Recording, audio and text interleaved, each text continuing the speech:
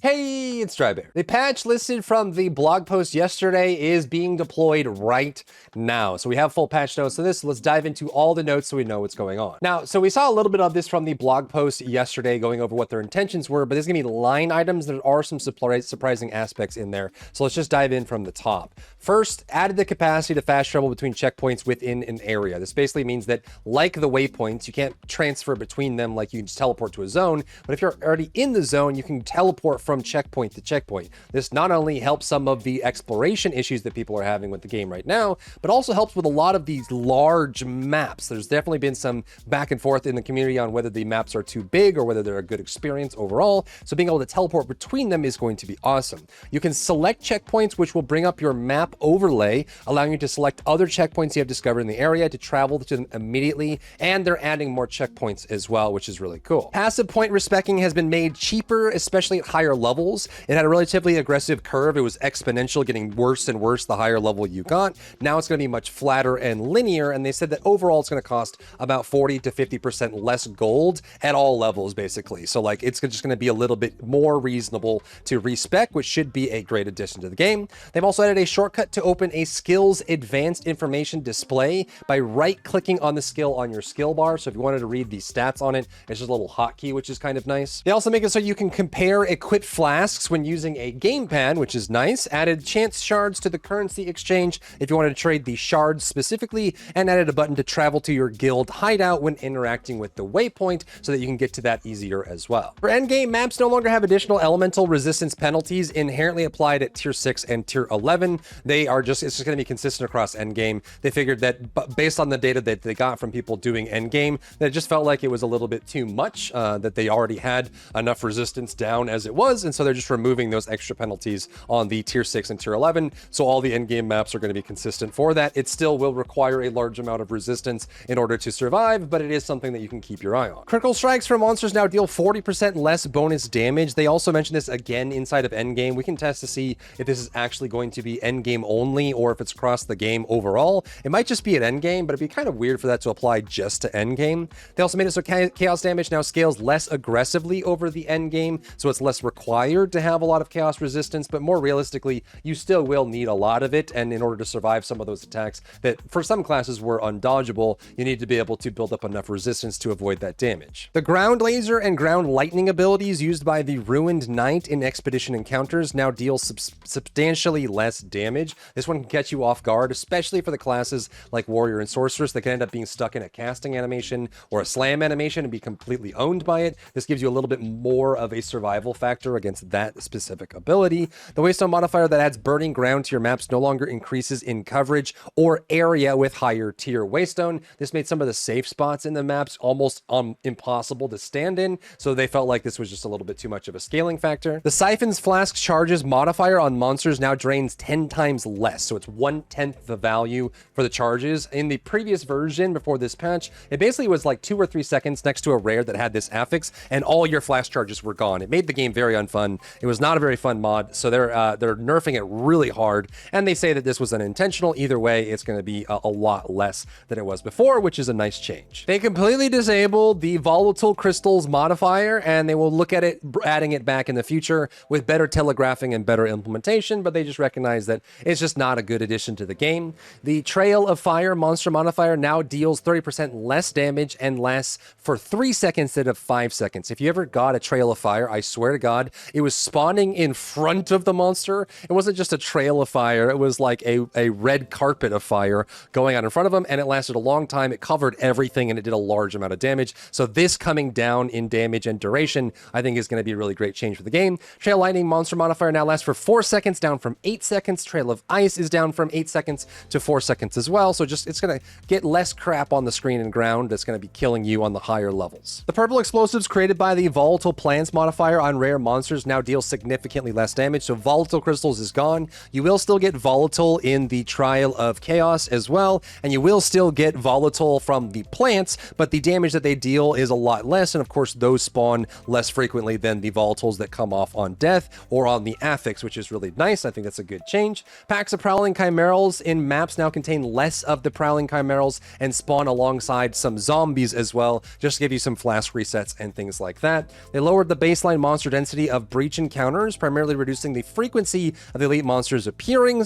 This will reduce loot, but make it a little bit more survivable in those cases, which is probably better for most builds. Fixed inconsistency in the different type of packs that could spawn during breach encounters as well. You should now see more different types of monsters appearing on an area to area basis. The volatiles spawned by the Volatile Fiends Trial of Chaos modifier now accelerate over time. This one's going to be weird. I'm not really sure why they decided to do this. Maybe just so they don't build up as much, so you eventually have to deal with them. But this one could be annoying, or could be a better, maybe it's just better garbage collection. We'll have to see it in game to see how it affects the overall experience. The Stormcaller runes Trial of Chaos modifier are now smaller, take longer to charge up when standing inside, and give more time to escape once triggered. These were really bad, especially on some of the bosses in the Trial of Chaos, where you didn't really have much fighting space as it was. In some of the areas, you're just very narrowly added. It would spawn a whole bunch of those like Stormcaller runes everywhere, and they would activate so fast if you were slowed by a boss that you would just be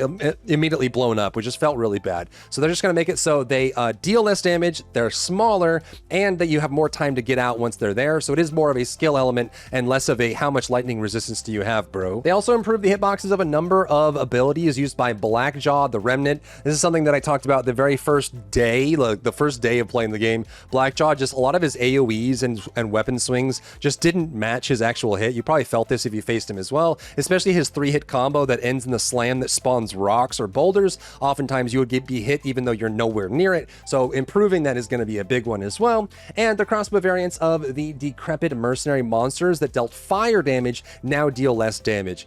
Personally, I would have liked to see the Decrepit Mercenaries fire less, or maybe even fire a little bit slower rather than the damage dealt, but I guess this is going to be something there. It is kind of hard to dodge for slower builds because it builds up and it fires so fast. It's nice that it does less damage, but I almost feel like, to be fairer to some of the slower builds, it probably needs to be a little bit less frequent, or maybe a little bit easier to deal with or dodge, but that's just me. They're improving the Trial of Sekhamas as well. Honor damage now scales down based on distance to enemies, and you take up to 35% less honor damage when in close range, tapering as you get further away. So this is something that I think is a good step in the right direction. And personally, for me, I was actually very excited about this. I feel like Trial of Sekhamas wasn't that bad playing on like Monk or playing on Warrior, just trying to get through it as a melee. But I know a lot of people really feel bad about the Trial of Sekhamas as it is now. And also I saw a lot of feedback on the last blog post video going over this change here, saying that it's just not enough. It's a very small band-aid fix that isn't going to adjust the system of honor itself. So let me know what you think about this down below.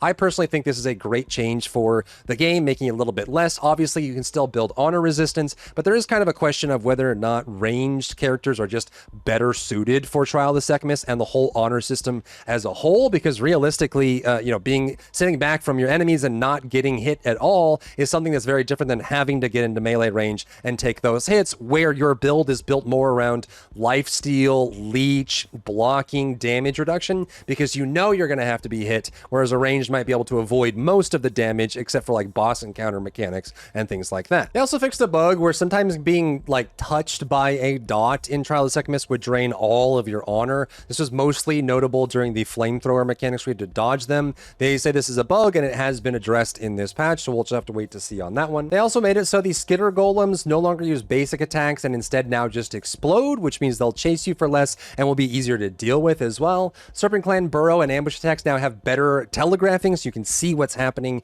before it happens. So you don't have to be like, right now you have to know when they burrowed so you can be ready to avoid it. Then they also made the volcanoes created for rattle cages, the boss fight, like the volcanoes that are just erupting constantly. Those are going to last half the duration, will make it easier to deal with the falling rocks and the shock waves and the slams and all of that is already going on. They've also added a keyword hover for the honor mechanics so that you can read about it if you're a new player. Now let's get into the skill balance. This is a pretty big section for a lot of people. Rolling Slam's second slam now deals 50% more damage to heavy stunned enemies. This has great synergy with Bone Shatter, one of the best abilities for leveling with the warriors, so you heavy stun them and then you can rolling slam into them. This won't give you more damage on the third, or like the third hit, or like the last hit, it'll give you more damage on the last hit. So as long as you're spamming on a heavy stunned enemy, you'll get more burst out of it, which helps you a lot with single target. It won't matter as much, except for like maybe rares or the random magic that lasts too long. But in general, this will help with the slam build being able to kill single target while leveling, which I think is a big win. Ice Shot Shards now gains additional projectiles as it levels up. This is going to be a pretty cool change overall. Ice Shot Shards now targets within 90-degree cone. Ice Shot Shards now travel further base, which is about twice as much as before. And they said they're going to keep an eye on it and mess around with it, see what goes on there. Ice Shot Arrow and projectiles are now smaller and are the same size as other arrows, which I think is a negative. I haven't played my Ice Ranger since launch yet, so let me know if you're an Ice Ranger main, what this, like, how you feel about this down below. Electrocuting Arrow base duration to 25 seconds from 12, doubling the quality bonus also. And they also adjusted the support gem, we'll see that down below, to not have the damage negative on it as well, which I think is a nice overall gain on top of that. Barrage now has 25% less damage on barrage attacks from 60% less at level 1, same scaling per level. So at low levels, Barrage is going to be a lot more useful. Barrage now also has +2 repeats base up from +1. So less damage reduction as well as an additional repeat base means that it's going to be a little bit more usable for you at the very beginning. Next, Shock Chain Arrows. Shockwaves now deal double damage, 100% more than they were before, which is great. Sniper's Mark cooldown reduced from 6 seconds to 2 seconds at all levels. I think this is awesome because I'm starting to use Sniper's Mark more in other builds as well. So I would love to see that like just come down by default, and it doesn't require you to have as much of that reduction there as well. And it also gives you more option to add some of the other support gems that add cooldown but more effect, which might be really good for this as well. Combat Frenzy now can gain a frenzy charge no more than every 3 seconds, down from 7. So you get more combat frenzy charges at level 1 to approximately 1.5 seconds at level 20, which I think is an awesome change. Stormcaller's Arrow Bolt now gains additional impact radius as it levels, so it gets bigger and bigger, which is awesome. Vine Arrow's damage over time has been adjusted. It is now slightly higher at lower levels and substantially lower at higher levels. The intention of this ability was that you poison it to spread poisons as opposed to the vine itself dealing immense amounts. So it's going to be usable, a little bit more usable at lower levels to level up and gain damage from it. But moving forward, like towards the end game, it's going to have less of an impact on your overall DPS throughput versus the other styles of poison that you'll be applying and the magnitudes that they have. Tornado Shot's damage over time has been adjusted, is now slightly higher at lower levels and substantially lower at lower levels. We just went through this, the same idea. They just want to make sure that you have to use your other bow skills as opposed to doing an immense amount of damage by itself. So Tornado Shot coming down as well as the Vine Arrow damage coming down. Let me know what you think about this if you're doing the famous Poison Pathfinder build or even a Deadeye build right now on Ranger. This one's going to be kind of interesting. I don't know if this is too heavy-handed or not, but they do not give any details on the amounts here. So once the patch goes live, let me know if you are using this build, how it feels after the patch.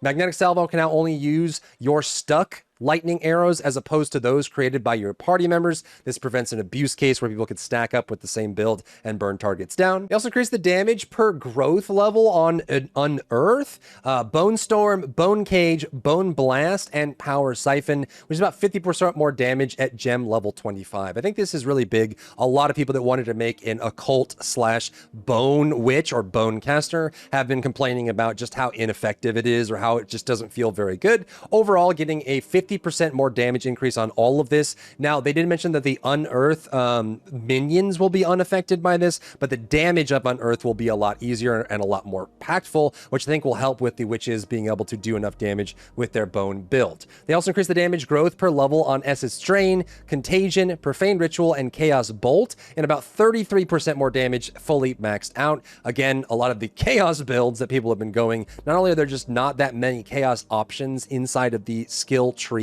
they're also kind of far apart, but just by default, some of the Chaos abilities just didn't feel like they were strong enough. Bone Cage base critical strike chance has increased to 15% from 13%, so a small increase there. Skeletal Arsonist spirit costs now match Frost and Ice Mages from level 5 onward, making them more expensive while keeping your costs early game the same.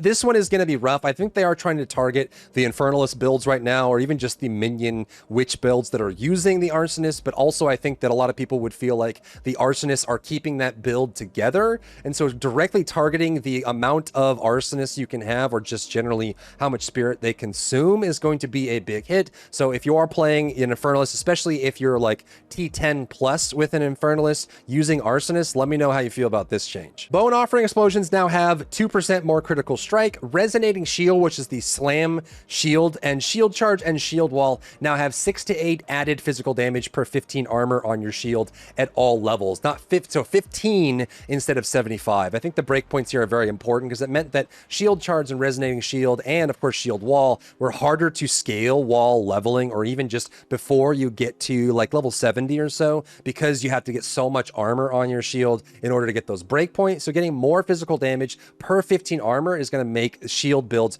way stronger. I do have a Shield Warrior build on my channel as well if you want to check that out, and that is just going to get significantly better with this overall. Resonating Shield Radius increased to 2.3 meters from 1.8. So by default, this is going to be scaled up by Magnified Effect and all that, which I think is really cool for the build, and also feels like it's going to be a little bit more viable as an armor break as well, which is really cool. Shield Wall Explosions increased to 4 meters from 2 meters, so a massive increase in the explosions from the shield wall. So if you want to shield wall and slam into them to break them, you're going to get a lot more AoE by default on those. And Shield Wall can now create a maximum of 2 walls from 1 wall, so this is going to be a lot easier. I'm not sure how this will affect the Fortress modifier for it, but in general, it will give you a little bit more damage because you're going to get an extra wall out of that, which I think is really cool. Siege Cascade now has an attack time of 75%, up from 55%. It also now searches for targets in 3.5 meter radius from 2.5, 50% more damage against Immobilized, down from 200%, and the explosion now deals 167% more damage, accounting on the increase in damage against immobilized enemies. So maybe this is just built to fill a little bit more space with it. Also, Siege Cascade has 30% less reload speed from 50%, and the quality is now 2% damage against immobilized enemies per quality, down from 4. So they're just kind of caking in more of the damage by default. I haven't done the math. I'm not sure if this is an overall improvement when your build is maxed out. It's certainly going to be an improvement when you first get Siege Cascade and when you use it for the first like portion of your experience with it, but I'm not sure if this is going to be an overall top end nerf or if it is actually just better overall by pulling out some of the scalers and caking in some of that damage by default. Stormblast Bolts now has a maximum of 30 active bolts. Mercenary mains rejoice from 9. So you can put a whole bunch of these down, which means that the single target burst potential on it is much higher than it was before. Only having the 9 Stormblast Bolts and then having to use a detonator on them immediately after felt really sluggish and not really worth the effort of building them up, placing them down, switching to another ammo type, firing it on it, going back and then doing it again, that sort of thing. So going 3 times more, right, is going to be a really big boon for that, and hopefully that makes it better. It also now gains 5 bolts in the clip from 3. Obviously, you can still add more to this with modifiers and special crossbows, and they also made it reload a little bit faster as well. So it has, well, slower. It has less reload speed from 50% less to 30% less. So it is a less of a reduction, which means that it's going to be faster. Plasma Blast now has 47% more damage with its initial hit and 25% less damage with its explosion, causing it to rely less on colliding with walls to deal enough damage. I think this is going to be a nice change. Also, if you're spending the time to wind up the Plasma Blast, I think it's really worth it when it has an actual more consistent way to explode and deal damage. But again, we'll have to see use case wise if this ends up being better overall. Artillery Ballista's explosion radius increased to 1.8 meters from 1.4 meters. If you were running away, since you're not controlling the totem of the Artillery Ballista, a lot of times it would fire, the enemies would move out of it and it would miss. So getting that extra large area by default is going to help the totem builds and the Ballista builds use it to more effect. But the damage increased by approximately 21% as well, which means it's easier to hit with a bigger area and will do more damage, so a nice buff there.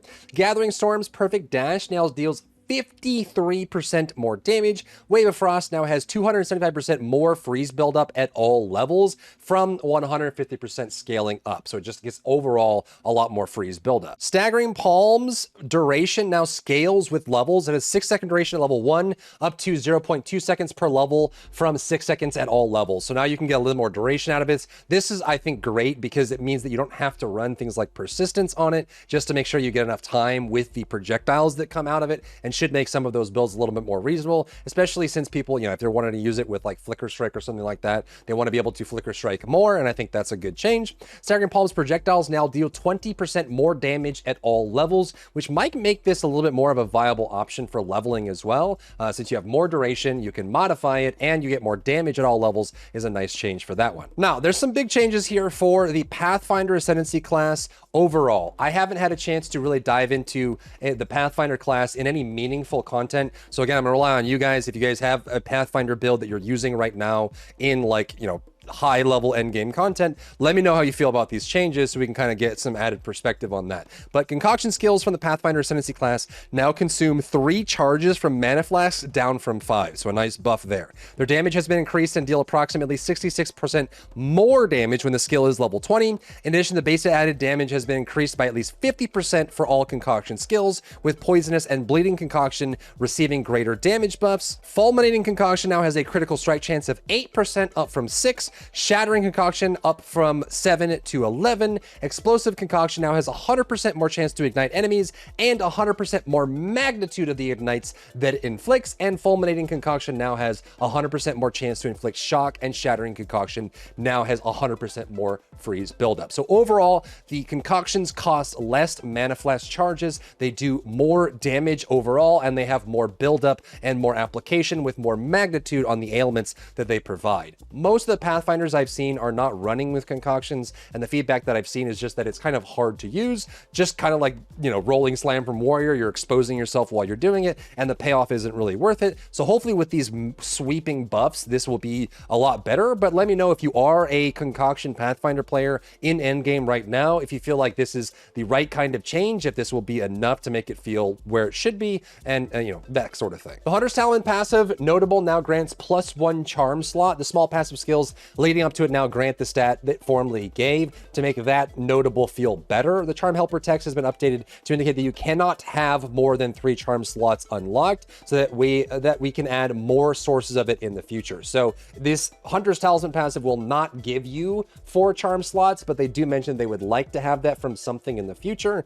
that sort of thing. But maybe it allows you to play around with the stats on your belt, and gives you that option there, which I think is still at least more interesting than where it was before. Added a new lightning damage and electrocute cluster to the passive tree in between the ranger and monk sections. This is awesome because I'm actually working on a lightning monk right now, and you have the choice of going towards the sorceress side of the tree to get lightning, or down towards the ranger side, but there just aren't enough payoffs for the ranger side, so getting another cluster there is going to make it a little more meaningful if you want to do it. And of course, it will actually help with any of the lightning ranger builds, or potentially even the mercenary lightning builds that want to use those, as well as it will be a little more accessible on that side of the tree. The Heavy Frost notable passive skill now causes hits to only ignore enemy resistance of frozen enemies if their resistance values were positive. So it would I guess this was providing a negative benefit where you were actually getting nerfed for using this in general, but hopefully not. It seems like by that wording that they were fixing a problem, but I haven't really been using this node myself. Supercharged Slam now builds up stages slower, but gains 40% more damage per stage now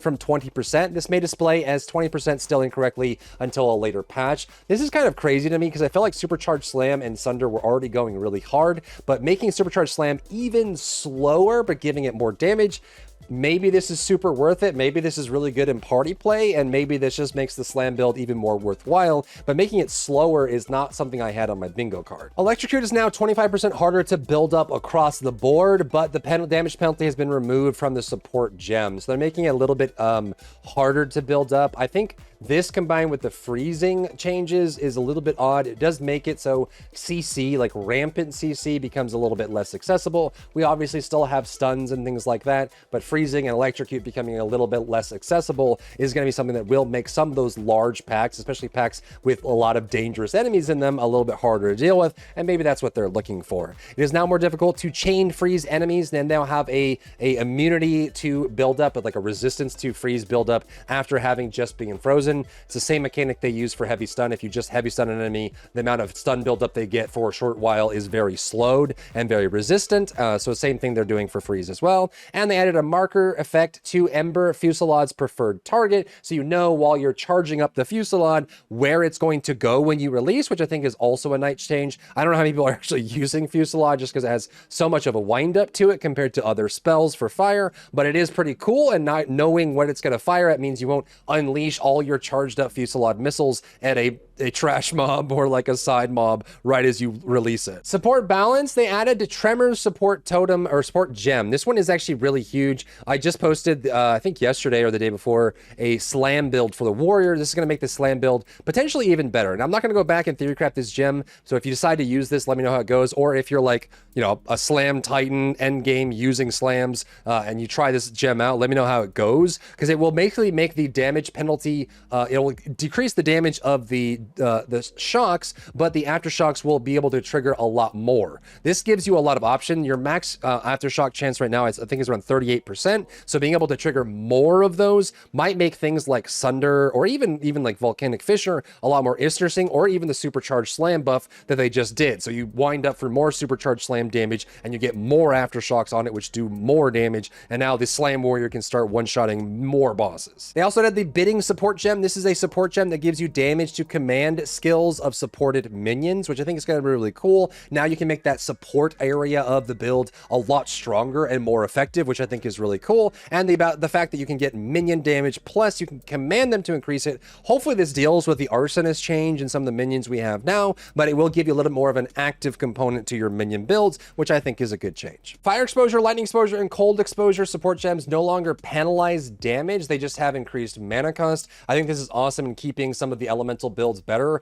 And also I think that some of the single element builds will face bosses that have very large or high resistance, so nerfing their damage when you're trying to get pen feels like a double whammy, like you're making yourself, it's one step forward, two steps back kind of thing. So the mana cost I think is manageable and prevents you from losing damage for it, and I think it's going to be a nice change, especially for single element builds that are trying to burn through a specific resistance to make themselves effective. The electrocute support gem no longer penalizes damage, it now prevents the supported skill from being able to shock, which I think is a fair trade-off, and this comes with the build up reduction across the board, so electrocute will just be harder to access as a crowd control. Lacerate support gem is up to 50% from 30%. Personally, I think bleeds in general need to be better. Right now it's like 100% of the damage that made the bleed. They have their own magnitudes like all affixes, but in general, or all ailments, but in general, having more chance to bleed is great, but I think the bleed just needs to be buffed in general. Bleed just feels like it's a little bit weak compared to the other ailments.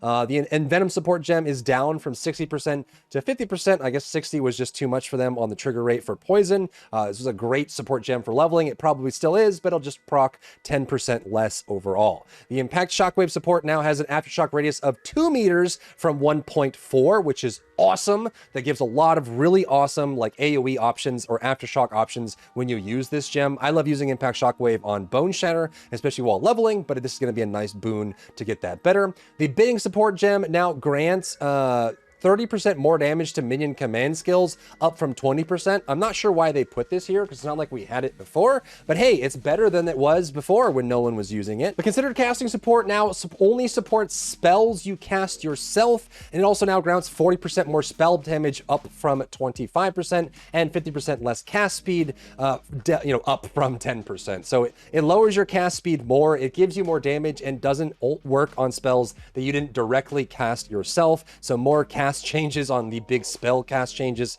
or big spell cast build that we're seeing from Stormweavers. The aftershock support now has 25% chance to cause an aftershock, up from 20%.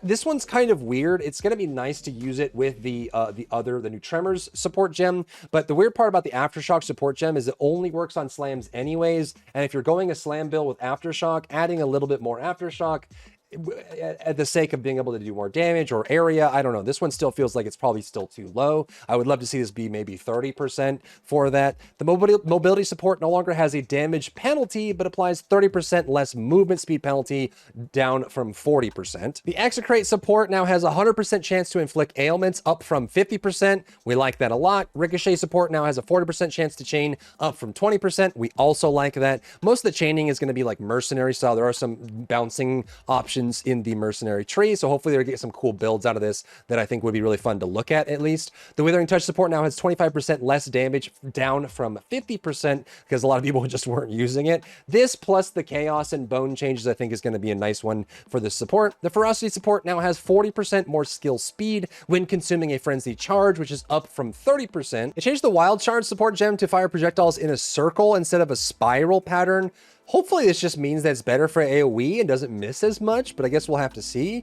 The Decaying Hex support now deals 60% of intelligence as chaos damage per second, up from 30%, combined with the extra chaos changes that they got as well. The Stomping Ground support shockwave now deals 80% to 120% of your strength as physical damage, way up from 20 to 30%. So big add to this. I think Slam Warrior is going to be super strong in this new patch. For items, the charm modifiers and belts have become more common. So the symbolism and the inscription modifiers will appear at lower levels and more commonly as well. So you can actually start using the charm system properly. The unique item, the Adore, now applies to time lost jewels as well, which is nice. And the time lost jewel modifier of regeneration now applies 3 to 7% increased life regeneration rate to notables and radius from 1 to 2%, which is a nice huge increase there. And existing versions of them will not be updated unless a divine orb is used. So it'll still read as the old 1 to 2%, but it'll actually be the 3 to 7. Then they just did a whole bunch of bug fixes. There are like 12 different crash fixes in here,